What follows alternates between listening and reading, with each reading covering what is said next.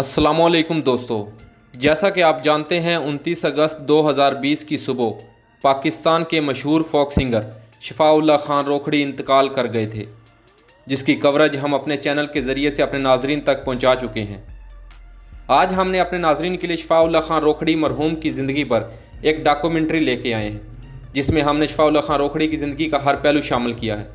Video शुरू करने से पहले काबिल एहतराम नाजरीन और सामीन से दरख्वास्त है कि हमारे इस YouTube चैनल को सब्सक्राइब कर दें और साथ में दिए गए बेल आइकॉन यानी घंटी के बटन को भी आल पर कर दें।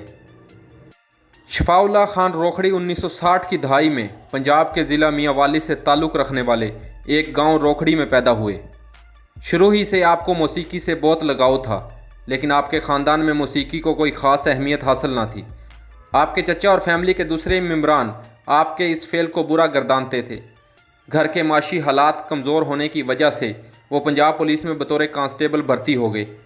आपका मौसीकी से शौक़ और लगाव, बल्कि ये कहा जाए कि जुनून, पंजाब पुलिस की नौकरी भी खला पैदा ना कर सकी। मुलाजमत के साथ साथ आप अपने तौर पर सिंगिंग करते रहे। 1986 में आपने शादी की और 1995 में आपका पहला एल्बम मंजर आम पर आया। पहला एल्बम मंजर आम पर आते ही हिट हो गया और यूं शफाउल्लाह खान रोखड़ी की ज़िंदगी के सितारे ने करवट बदली और फिर पीछे मुड़ने का वक्त भी ना मिला और शोहरत की बुलंदियों को छूते रहे। शफाउल्लाह खान रोखड़ी के गीतों को न सिर्फ पाकिस्तान में पजीराई मिली, बल्कि दुनिया में एक नाम पैदा किया। आपके मदाहों की चाहत का ये आलम है कि यूट्यूब पर आपके चैनल के 18 लाख से भी ज़्यादा सब्सक्राइबर हैं। वीडियो अच्छी लगी तो हमारे चैनल को सब्सक्राइब करके हमें सपोर्ट करें। बहुत शुक्रिया। अल्लाह हाफिज़।